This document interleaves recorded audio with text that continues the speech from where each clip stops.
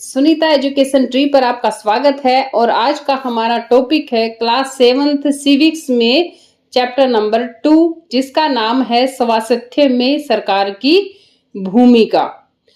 इस अध्याय में हम स्वास्थ्य के अर्थ और उससे संबंधित समस्याओं के बारे में जानेंगे। ये आप कोलाज देख सकते हैं, यहाँ पे क्या क्या चीजें दिखाई दे रही है, इन सबको नोटिस में रखना। पहले हम जानेंगे कि स्वास्थ्य यानी कि हेल्थ क्या है। स्वास्थ्य का अर्थ क्या है? हमारा बीमारियों और चोट आदि से मुक्त रहना। हम यही सोचते हैं ज्यादातर, लेकिन स्वास्थ्य जो है केवल बीमारियों से संबंधित नहीं है।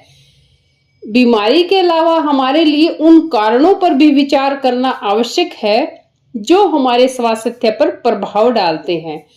उदाहरण के लिए, यदि लोगों को पीने के लिए स्वच्छ पानी और प्रदूषण मुक्त वातावरण मिले यानी कि साफ सुथरा, तो वे सामान्यतया स्वस्थ रहेंगे। और दूसरी ओर यदि लोगों को भरपेट भोजन न मिले और उन्हें घुटन भरी अवस्था में यानी कि प्रदूषित जगह में रहना पड़े, तो उनके बीमार पड़ने की संभावना जो है वो अधिक होती है या बढ़ जाती है। हम सब चाहते हैं कि हम जो भी कार्य करें चुस्ती से और ऊंचे मनोबल के साथ करें। सुस्त और अकर्मण्य रहना, चिंताग्रस्त होना और डरे से सहमे रहना स्वस्थ जीवन के लक्षण नहीं है। हम सबको तनाव मुक्त और प्रसन्न रहना चाहिए। हमारे जीवन के ये सभी पहलू स्वास्थ्य के हिस्से हैं। भारत में स्वास्थ्य सेवाएं, तो आप ये दो देख सकते हो कॉलम है। तो पहले कॉलम में क्या है कि संसार भर में भारत में सर्वाधिक चिकित्सा महाविद्यालय है और यहाँ सबसे अधिक डॉक्टर तैयार किए जाते हैं। लगभग हर साल 30,000 से अधिक नए डॉक्टर योग्यता प्राप्त करते हैं। ठीक है, इसके विपरीत दूसरी बात क्या है कि भारत के अधिकांश डॉक्टर जो है वो शहरी क्षेत्रों में बसते हैं और ग्रामवासियों को डॉक्टर तक पहुंचने के लिए लंबी दूरी तय करनी पड़ती है। ग्रामीण क्षेत्रों में जनसंख्या के मुकाबले डॉक्टरों की संख्या काफी कम है। अब सेकंड पहलू लेते हैं हम कि पिछले वर्षों में स्वास्थ्य सेवाओं की सुविधा में काफी वृद्धि हुई है यानी कि बढ़ोतरी हुई है।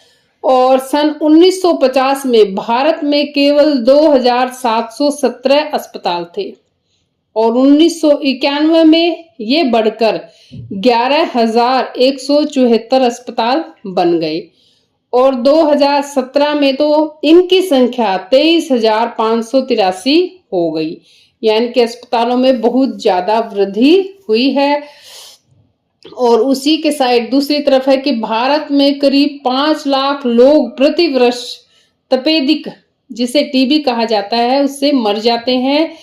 स्वतंत्रता प्राप्ति से अब तक इस संख्या में कोई परिवर्तन नहीं हुआ है। हर वर्ष मलेरिया के लगभग 20 लाख मामलों की रिपोर्ट प्राप्त होती है। यह संख्या कम नहीं है। अगला पॉइंट है हमारा कि भारत में विदेशों से भी बड़ी संख्या में इलाज कराने हेतु चिकित्सा पर्यटक आते हैं। वे उपचार के लिए भारत के कुछ ऐसे अस्पतालों में आते हैं जिनकी तुलना संसार के सर्वश्रेष्ठ अस्पतालों से की जा सकती है। और दूसरा पहलू क्या है? हम सबको पीने का स्वच्छ जल उपलब्ध नहीं करा पा रहे हैं। संचारणीय बीमारियां पानी के द्वारा एक से दूसरे को लगती है और इन बीमारियों में से 21% जल से जल जनित होती है यानी कि जल से फैलने वाली बीमारियां होती है, जैसे हैजा, पेट के कीड़े और हेपेटाइटिस। नेक्स्ट पॉइंट हमारा कि भारत विश्व का दवाइयां निर्मित करने वाला तीसरा बड़ा देश है और यहां से भारी मात्रा में दवाइयों का निर्यात होता है।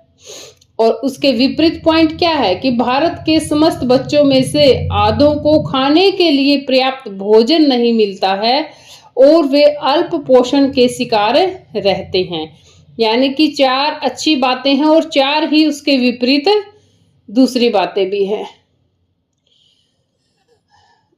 बीमारियों से बचाव और उनके उपचार के लिए हमें उचित स्वास्थ्य सेवाएं चाहिए। जैसे स्वास्थ्य केंद्र, अस्पताल, परीक्षणों के लिए प्रयोगशालाएं, एम्बुलेंस की सुविधा, ब्लड बैंक आदि, जो मरीजों को आवश्यक सेवा और देखभाल उपलब्ध करा सके। ऐसी सुविधाओं की व्यवस्था चलाने के लिए हमें स्वास्थ्य सेवकों, नर्सों, योग्य डॉक्टरों और अन्य विशेषज्ञों की जरूरत है, जो परामर्श दे सके कि रोगों की पहचान कर सके और इलाज कर सके। मरीजों के लिए इलाज के लिए हमें आवश्यक दवाइयां व उपकरण भी चाहिए। जब हम बीमार होते हैं तो अपने इलाज के लिए हमें इन सुविधाओं की जरूरत पड़ती है। भारत में बड़ी संख्या में डॉक्टर, दवाखाने यानी कि दवाइयों की दुकानें और अस्पताल हैं।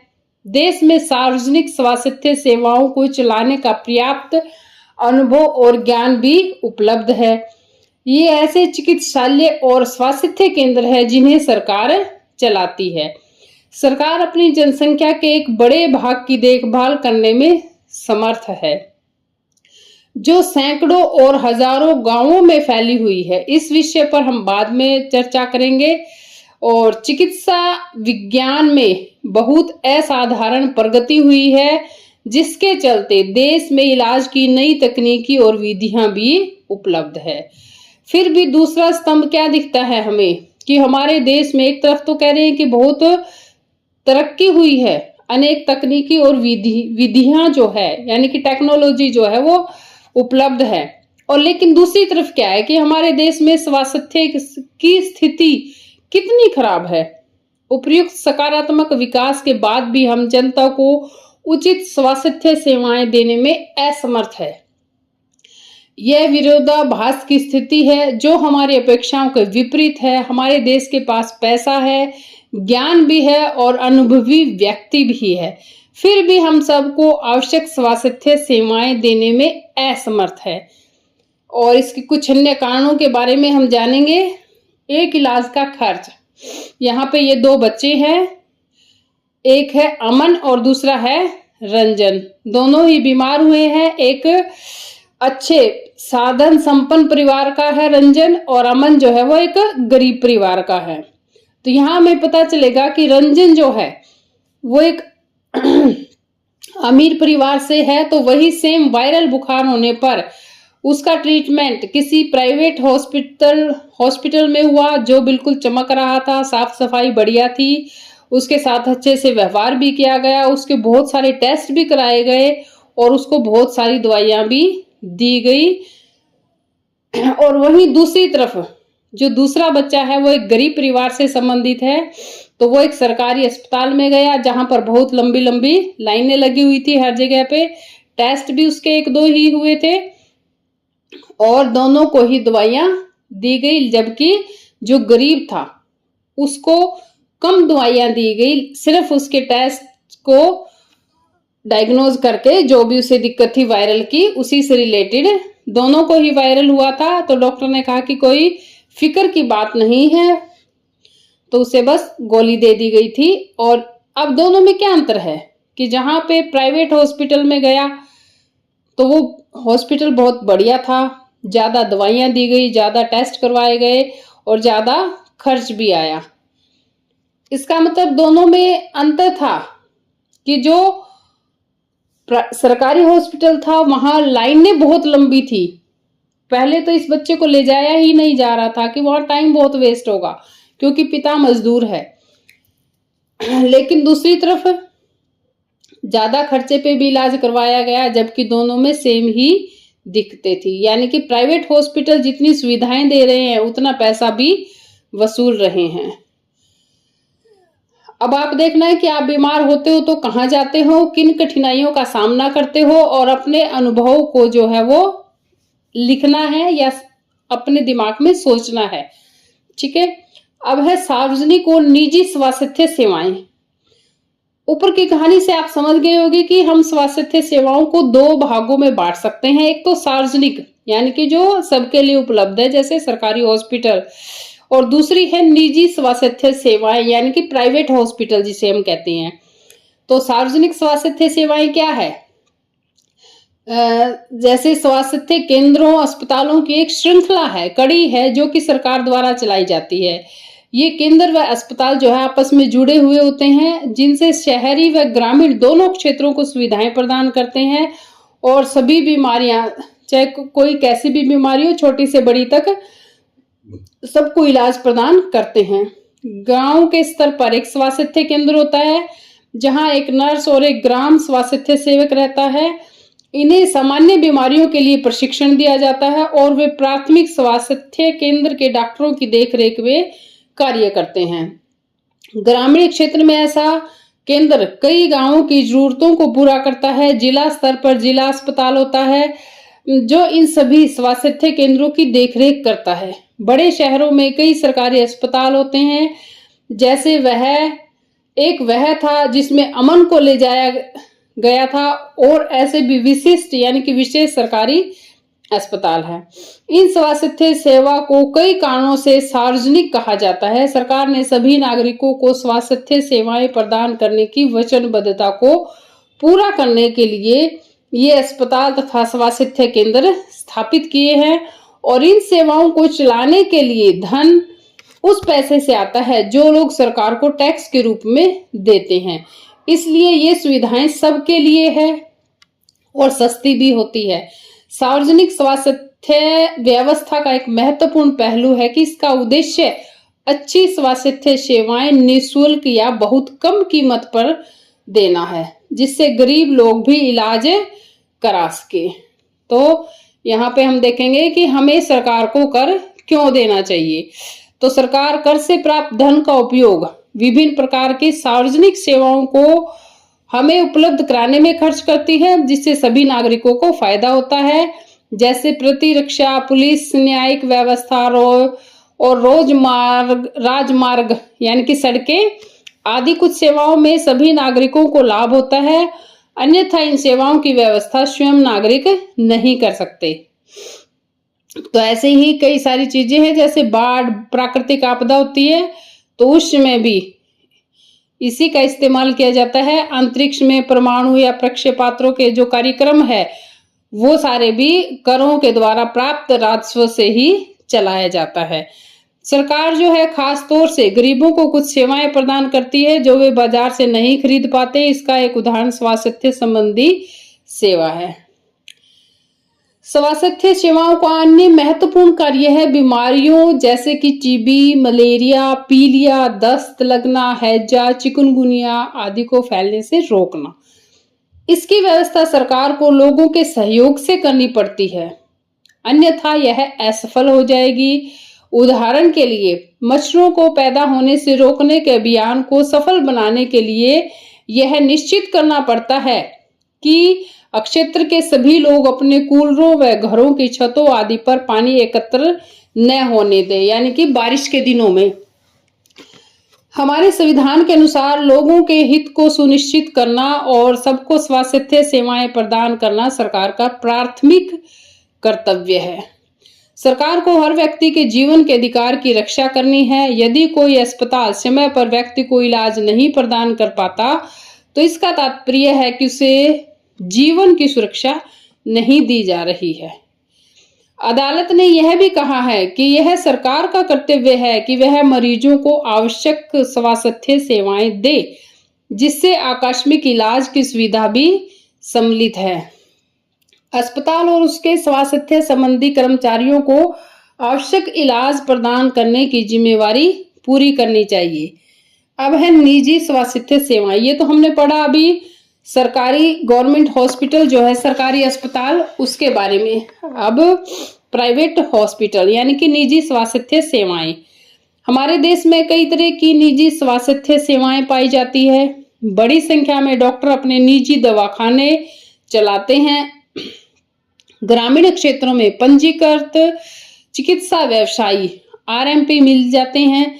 शहरी क्षेत्रों में बड़ी संख्या में डॉक्टर हैं, जिनमें से बहुत से विशेषज्ञ की सेवाएं प्रदान करते हैं। निजी रूप से चलाए जा रहे अस्पताल व नर्सिंग होम भी है और काफी संख्या में प्रयोगशालाएं हैं जो परीक्षण करती है व विशिष्ट सुविधाएं उपलब्ध कराती है, जैसे एक्सरे, अल्ट्रासाउंड आदि। ऐसी दुकानें भी है जहां से हम दवाइयां खरीद सकते हैं। जैसा कि इनके नाम से ज्ञात है, निजी स्वास्थ्य सेवाओं पर सरकार का स्वामित्व अथवा नियंत्रण नहीं होता है। सार्वजनिक स्वास्थ्य सेवाओं के विपरीत इन निजी स्वास्थ्य सेवा संस्थाओं में मरीजों को हर सेवा के लिए बहुत धन व्यय करना पड़ता है, यानी कि खर्च करना पड़ता है। आज निजी स्वास्थ्य सेवाएं चारों ओर दिखाई देती है। अब तो बड़ी बड़ी कंपनियां अस्पताल भी चलाती है, कुछ कंपनियां दवाइयों को बनाने और बेचने में भी लगी है। शहरों के कोने कोने में दवाइयों की दुकानें देखी जा सकती है। अब है स्वास्थ्य सेवा और समानता। क्या सबके लिए पर्याप्त स्वास्थ्य सेवाएं उपलब्ध है? हम भारत में ऐसी स्थिति का सामना कर रहे हैं जहां निजी सेवाएं तो बढ़ रही है परंतु सार्वजनिक नहीं। ऐसी दशा में लोगों को मुख्यतः निजी सेवाएं ही उपलब्ध हो पाती है। ये शहरी क्षेत्रों में केंद्रित है। इन सेवाओं का मूल्य भी अपेक्षाकृत अधिक रहता है। निजी मतलब प्राइवेट हॉस्पिटल। दवाइयां महंगी होती है, बहुत से लोग उन्हें खरीदने में समर्थ नहीं होते हैं और इसलिए जब परिवार में बीमारी आती है तो उन्हें ऋण लेना पड़ता है, यानी कि कर्जा उठाना पड़ता है। कुछ निजी सेवाएं जो है अधिक कमाने के लिए भी प्राय ऐसे कार्यों को प्रोत्साहित करती है जो सही नहीं है। कई बार सस्ते तरीके उपलब्ध होने पर भी उनके प्रयोग नहीं किए जा सकते हैं। उदाहरण के लिए प्राय देखा जाता है कि कुछ चिकित्सक जरूरत से ज्यादा दवाइयां, इंजेक्शन या सेलाइन आदि की सलाह देते हैं, जबकि साधारण इलाज भी पर्याप्त हो सकता है। यहाँ हम देखेंगे कि भारतीय आयुर्विज्ञान परिषद का आयुर्विज्ञान नैतिक संहिता कहा जाता है इसको, और जहां तक संभव हो प्रत्येक चिकित्सक को औषधियों के जेनेरिक नाम ही उपचार पर्ची में लिखने चाहिए और सुनिश्चित करना चाहिए कि यह युक्त और उपयुक्त रूप में हो, यानी कि वो सस्ते और आसानी से मिलने वाले बढ़िया प्रोडक्ट हो, दवाइयां हो। अब तथ्य यह है कि जनसंख्या के 20% लोग ही बीमारी के दौरान आवश्यक दवाइयों को खरीदने में सक्षम होते हैं, यानी कि खरीद पाते हैं। वे लोग भी जिन्हें हम गरीब नहीं समझते दवा संबंधी खर्चों को उठाने में कठिनाई का अनुभव करते हैं। और एक अध्ययन में पाया जाता है कि जो लोग अस्पताल में किसी बीमारी या चोट लगने के कारण भर्ती होते हैं उनमें से 40% लोग खर्चों का भुगतान करने के लिए पैसे उधार लेते हैं या अपनी कुछ संपत्ति बेच देते हैं। गरीब लोगों के लिए परिवार में हर बीमारी चिंता और मुसीबत का कारण बन जाती है। इससे भी बड़ी बात है कि ऐसी स्थिति जो है वो बार बार आती है। गरीब लोग पहले ही पोषण की कमी का शिकार होते हैं। ये परिवार उतना भोजन नहीं खाते जितना इन्हें खाना चाहिए।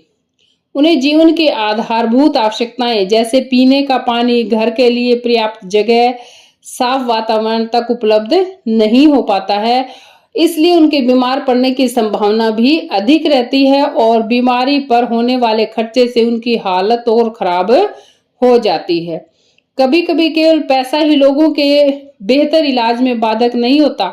उदाहरण के लिए महिलाओं को तुरंत इलाज के लिए डॉक्टर के पास नहीं ले जाया जाता है। कई आदिवासी क्षेत्रों में तो स्वास्थ्य केंद्र कम है और वे भी अच्छी तरह नहीं चलाए जाते हैं। वहां निजी स्वास्थ्य सेवाएं भी उपलब्ध नहीं है। क्या किया जा सकता है अब इसके ऊपर? तो इसमें कोई संदेह नहीं कि हमारे देश में लोगों के स्वास्थ्य की दशा अच्छी नहीं है। यह सरकार का उत्तरदायित्व है कि वह अपने सब नागरिकों, विशेषकर गरीबों और सुविधाहीनों को गुणात्मक स्वास्थ्य सेवाएं प्रदान करे। फिर भी लोगों का स्वास्थ्य जो है जितना जीवन के आधारभूत सुविधाओं पर और उनकी सामाजिक स्थिति पर निर्भर है उतना ही स्वास्थ्य सेवाओं के ऊपर भी है। इसलिए लोगों के स्वास्थ्य की यानी कि हेल्थ की दशा सुधारने के लिए दोनों पक्षों पर कार्य करना आवश्यक है। ऐसा करना संभव भी है और हम एग्जाम्पल देखते हैं। ये उदाहरण है केरल का। 1996 में केरल सरकार ने राज्य में कुछ महत्वपूर्ण परिवर्तन किए। राज्य के पूरे बजट का 40% पंचायतों को दे दिया ताकि पंचायतें जो है उसको अपनी योजनाबद्ध तरीके से पूर्ति कर सकती है और इससे वो गांव में पीने का पानी, आहार, औरतों के विकास और शिक्षा आदि के लिए उचित व्यवस्था सुनिश्चित करना संभव हो सका, जिसके कारण और जल वितरण व्यवस्था की जांच भी की गई। स्कूलों और आंगनवाड़ियों के काम को सुनिश्चित किया गया और गांवों की विशेष समस्याओं पर भी ध्यान दिया गया। स्वास्थ्य केंद्रों में भी सुधार किया गया और इन सब कार्यों से स्थिति में सुधार आया। और इतने प्रयत्नों के बाद भी कुछ समस्याएं तो बनी रही, जैसे दवाइयों की कमी, अस्पतालों में अपर्याप्त बिस्तर, डॉक्टरों का न होना आदि। इन समस्याओं को दूर करने की आवश्यकता है। अब दूसरा उदाहरण देखते हैं हम। ये है कोस्टा रिका का तरीका। कोस्टा रिका जो है वो मध्य अमेरिका का सबसे स्वस्थ देश माना जाता है और इसका मुख्य कारण उनके संविधान में निहित है। कई वर्षों पहले कोस्टा रिका ने एक बहुत महत्वपूर्ण निर्णय लिया था। क्या? कि वे देश में सेना नहीं रखेंगे और जो सेना के ऊपर जो खर्च किया जाता था उस धन से उन्होंने लोगों की शिक्षा, स्वास्थ्य और अन्य जो आधारभूत जरूरत थी उन पे उस पैसे को खर्च कर दिया। और कोस्टा रिका की सरकार मानती है कि देश के विकास के लिए देश का स्वस्थ होना जरूरी है और इसलिए अपने देशवासियों के स्वास्थ्य पर बहुत ध्यान देती है। कोस्टा रिका की सरकार अपने सभी निवासियों को स्वास्थ्य के लिए मूलभूत सेवाएं व सुविधाएं देती है, जैसे पीने का सुरक्षित पानी, सफाई, पोषण और आवास आदि।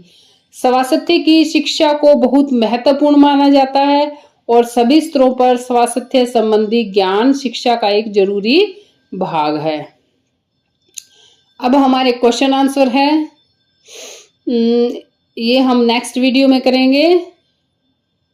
ओके।